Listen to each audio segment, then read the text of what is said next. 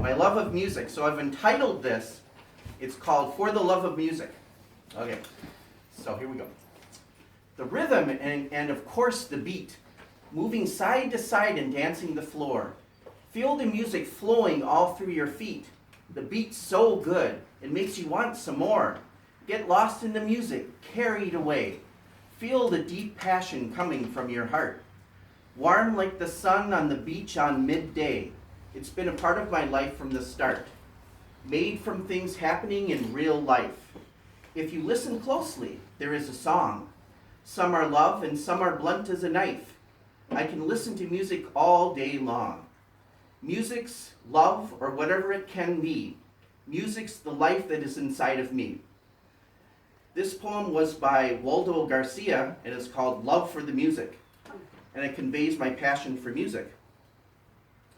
Today I will show how this passion or love has grown in me through the years, starting as a kid and continuing on now as an adult. My love of music began at an early age. I can remember singing, let's see, what is this? Itsy Bitsy Spider when I was 3 or 4. I won't sing it, but my earliest recollection of my passion for music was when I began singing or trying to sing along with my dad as he was preparing for a solo at church. Oh. I think the song he was going to sing was called The Old Rugged Cross. He used to sing those old time songs. Yeah. I sat on his bed while he sang, smiling and humming along with him. Must have been about 5 years old at the time. My dad, of course, was 100% Czechoslovakian, so of course, his parents were born in Czechoslovakia, and he came over, and his parents came over, my grandparents, to the United States around 1920. He used to sing a few songs in Czech to me, and of course I have to sing one for you. Oh, wow. Yeah. But it was hard to write it down on here because I don't know what the heck, I know what I'm singing, but I don't know how to write it down. Right. Translator? Yeah, well, I know what it means, but so this particular song was called Annie and the Cabbage Patch. This song is, and it's really goofy songs. This song is about a lady who is in a cabbage patch and encounters some angry crows. Okay. That's what my dad said. Okay. Now, I don't know if I remember this song really clearly, but he probably didn't, but this is the Czechoslovakian we version don't of know it. the difference. No, you won't know. No, so I'll try and sing it. Cool. Szlanenika dozali, hatarhala lupeniczki, Shishalani pepiche, rostu pali koshiche, T, tamuchi splechichi. So what do you think that last part meant? No. You get out of this cabbage patch. Yeah, right. Yeah. Okay. I sing this song every chance I get, just like now. Yeah, that's cute. Basically it's a really silly, whimsical song that really makes me laugh a lot every time I sing it. So, and of course my dad had to teach me a lot of those whimsical, nonsensical songs. So he taught me like songs like the Wabash Cannonball. Anybody know that one? And Oh Susanna. So I can sing that at work a lot too, to myself, because I don't think anybody else likes it. I love to sing with my dad in church as well. One memorable song we sang together was called Life is Like a Mountain Railroad, which began like this. I'm only going to sing a phrase. Life is like a mountain railroad with an engineer that's brave. If anybody knows the rest of it, I don't know. That's all they know. My passion for music was also nurtured throughout elementary, junior high, and high school. In elementary, I began, of course, in kindergarten singing a variety of songs. In 3rd grade, I remember singing songs from the musical Big Rock Candy Mountain. I was so enthralled by these songs that I had to be in the actual musical production as the star of the show in school. I vaguely remember that because that was 3rd grade, so it was a long time ago. In 5th grade, I got the opportunity to try out for the musical version of The Wizard of Oz. I remember watching the film version year after year after year after year, and I absolutely loved it. I tried out for the part of the Tin Man, but sadly I was rejected. Aww. I had to settle for being the head munchkin. The head munchkin. Whose memorable part was, follow the yellow brick road.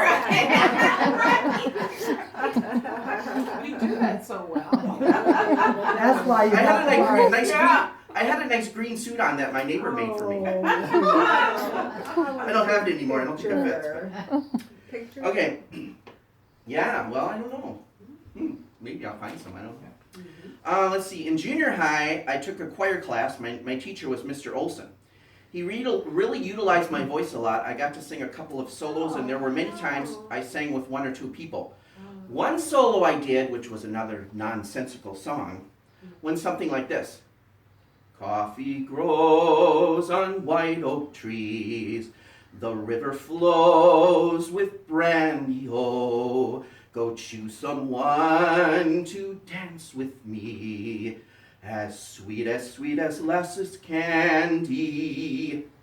Down, down, down, down. Slipped on house, slipped down in the middle. I like hoops a daisy. Fell in a mud clear up to my middle. Hello, Susan Brown. Oh, oh, oh. See how nonsensical that is? Yeah, very nonsensical. Yeah. Oh, boy. Yeah. That's great. Okay, let's see. From 5th grade through 12th grade, I leapt into another form of music, instrumental. I played the trumpet, and for much of my time as a trumpet player, I was first chair. Interestingly enough, the organist at my church was also my band teacher in junior high. That might have something to do with that. Yes, It's it might. I don't know. Yep. Maybe not. I participated in many trumpet I'm sorry. Oh, that's okay. I participated in many trumpet competitions in junior high as well, winning high praise. I took part in orchestra, jazz band, concert band, pep band. I was invited to camp to enhance my trumpet playing. I even took part in a choreographed dance with other male band members. We were the doo-wop guys, not the doo-wop girls. When a group of ladies from the choir sang. If you can picture that. Yeah. It's choreographed. Yeah, I can. Oh, yeah. Yeah, okay. I also played my trumpet in church on occasion. I remember playing my trumpet while my dad was saying Blessed Assurance. Who knows that song? Uh-huh. Like, right. Yeah, there you go. Sing if you want to. Yeah. Okay. Did you play your trumpet? No. I was asked to play a couple of solo trumpet pieces in church as well. Unfortunately, this is the bad part, I gave up trumpet after high school to pursue other interests. I still have my trumpet, but I don't know if it works. Your legs have to work too. Right, yeah. Yeah, that's right, Carla. While in college, I did study music a little. I took a music appreciation class where I had to listen to a lot of classical music and critique it. We also studied the composers. My teacher must have liked me because he nominated me for a music scholarship, and I got it. I didn't even know that I was nominated. Wow. No, until I got to the scholarship ceremony. Oh my gosh. I knew I was getting one scholarship, but I had I didn't know anything about a music scholarship. Hallelujah. I don't know. As an adult, my life has revolved around singing in church. I joined my church choir when I was 19, and 35 years later, I am still a member. In the 35 years as a choir member, I have sang many kinds of music from Baroque to gospel to very contemporary. I like the old songs, the songs with good, meaningful words that come from the heart. If I were to compose songs, I would want them to be heartfelt and memorable. I have sung many solos in church, some which were just part of the anthem for the service and some for weddings and funerals. I was not content to just learn songs for myself, so I took on the job of choir director for the Sunday school children, a job that I've been doing for about 15 years, maybe more. In our heyday, we had 35 kids in the choir. Now we have dwindled to, on a good day, 5. I like to teach the kids new songs that I have not even heard of. I like to see their enthusiasm when they are singing and their passion and joy.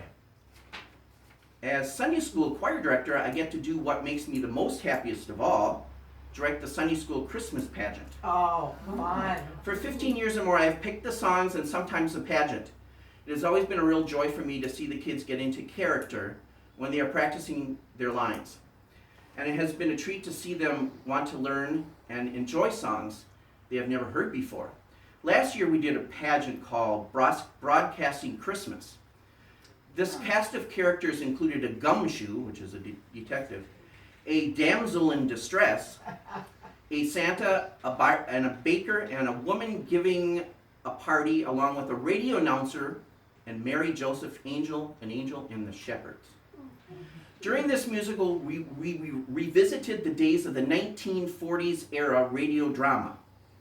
The story, as told on W. Joy Radio, involved a damsel in distress seeking the help of the gumshoe in finding Christmas.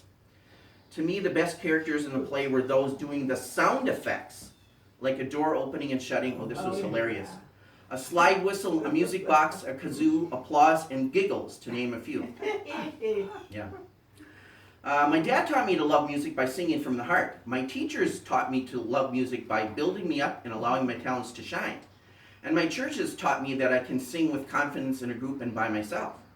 But by far the greatest lesson I have learned, which I brought a book along for them, was from my grandma, Marion. I remember going over to her house when my grandpa Jim was experiencing mental illness at the end of his life.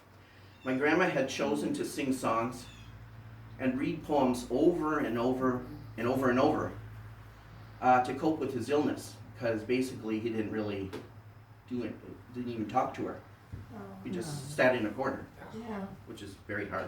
yeah. And many times I was right there with her. It was quite a few times, actually.